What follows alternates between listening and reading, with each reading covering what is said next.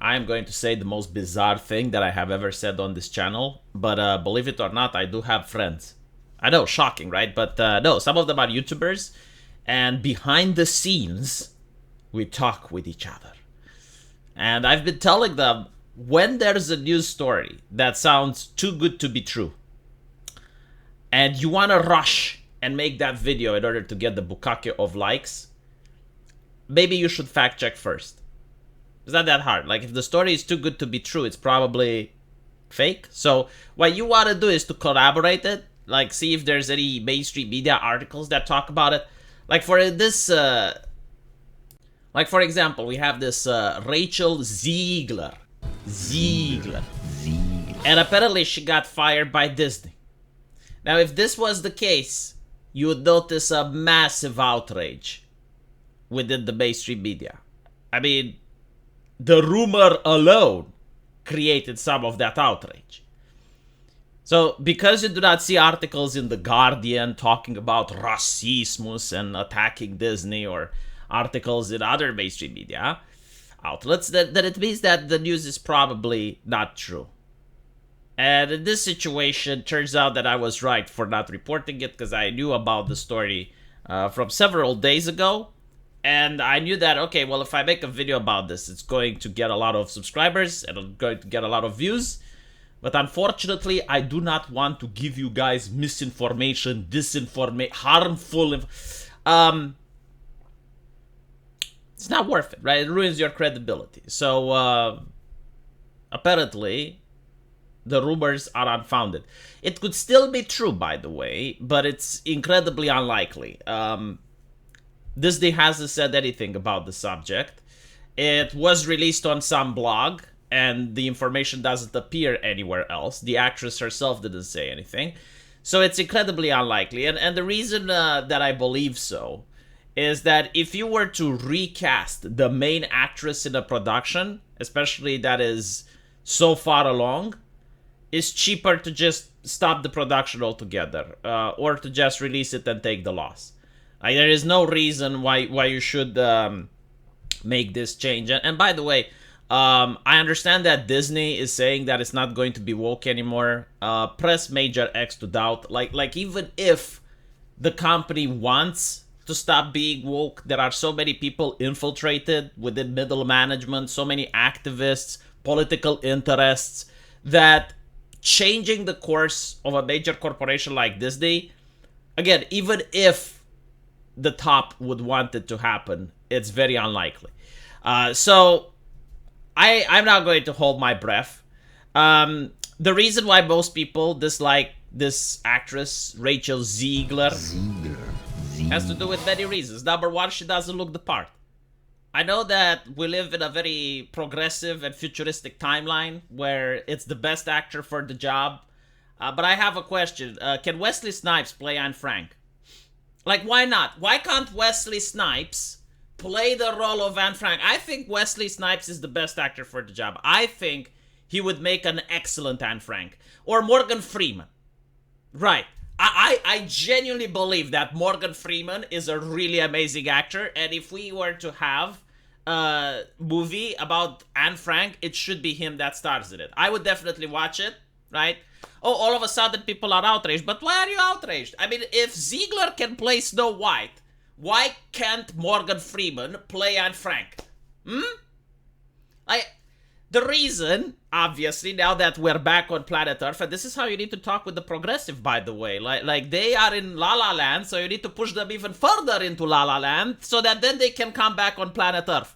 And then you can tell them. It's like, look, it's in the fucking name. It's Snow White. Unless you're showing me a person suffering from anemia, or a black individual that looks like Michael Jackson, I don't think that they should play the role of Snow White. I wouldn't watch a movie that has a Japanese Shaka Zulu. Like, why is there a problem with a Japanese person playing Shaka Zulu? It ruins immersion. Like, I know you have a fetish with race swapping and gender swapping, and it's always done one way. However, the market keeps trying desperately to tell you to fuck off. Like, we notice Bollywood, China, South Korea, Japan, they're not doing this financial ruination type of stuff. They're not burning the goodwill of their customers. They actually try to provide immersive and compelling stories. And in order to do that, the actor has to look the part. I, for example, am a chubby troll. I would never be able to play the role of Blade. And that is reserved for a black man that looks like Blade. It's not rocket science. I mean, like 10 years ago, this wouldn't even be part of the conversation. But for some reason, they insist that all of us live in their delusions. And we need to pretend that an actor being casted in a role where they look the part isn't something that needs to transpire. So that is the first thing, right? Like the one that's in your face is the fact that she doesn't fit the role. And by the way, the progressives believe this. Like, for example, they were livid that Jasmine from Aladdin doesn't look the ethnicity of Agrabah. So like, and again, like when it's with people of color, they are really into the heritage, the pedigree, who's their mommy, who's their daddy, how did they fuck, like let's look at the family tree. It's just when it's the other way around, they don't care. So like, the same way you treat people of color, you need to treat other people. You need to bring in a little bit of equality. I know it's hard. I know it's difficult because you vote Democrat, but come on. Humor me for once, and I guarantee to you, you're going to make compelling and interesting stories. But the second reason that people don't like Ziegler is because she's very outspoken, right? And her takes are very bizarre. Like, first of all, she has claimed that she has never seen Snow White. Which is bizarre. I mean, everyone has seen Snow White. But I guess, it's not necessarily required to see that, although it would be an advantage, like if you have a resume. Like for example, if I'm making a horror game and I'm hiring artists, I would ask them, like, what other horror games have you played? What, right? Like, it's part of the question. And if you have an artist that has played horror games before, well, he has an advantage over those who don't. But, like, let's assume all the actresses were vastly inferior than Rachel Ziegler. Like, anyone who wanted to be Snow White was really bad. She was, like, the only one that was, like, literally the best actress for the job. Like, when she started playing Snow White, there were tears down there. Everyone was like, oh my god, this performance is so beautiful, so convincing. So they had to hire her because everyone else at the audition just simply sucked. Like, they were horrible, but Rachel Ziegler, like, she was on the top. So with that in mind, she started complaining about her pay. And we're like, well, I shouldn't play Snow White and be paid so little. And then when I looked at how much she was getting paid, I was like, Jesus fucking Christ.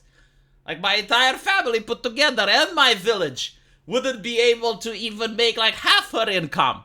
So, like, she's complaining to me through the computer screen, expecting for me to care. It's like, lady, you're royalty compared to me. Like, you are literally a noble. Like I can't even make eye contact with you if you're walking down the street. I wouldn't even be able to afford to take a piss into the same club that you are going to spend your nights in. Like, there is no fucking way that you can expect me, with my little funding, to care about the fact that even though you're getting paid a fortune, and you're like Scrooge McDuck jumping into your coins, like, somehow I should feel bad that you don't have another vault of money. Like, I should feel bad for Scrooge McDuck for not opening another vault, right? So, like, that was, like, the third thing. It's like, it's so bizarre to try to reach the wider audience, the public, and to tell them you're poor when you're richer than most of them put together, right? Like, does that make sense? That was a very bizarre thing. Then she starts to talk about how Snow White is not about the prince.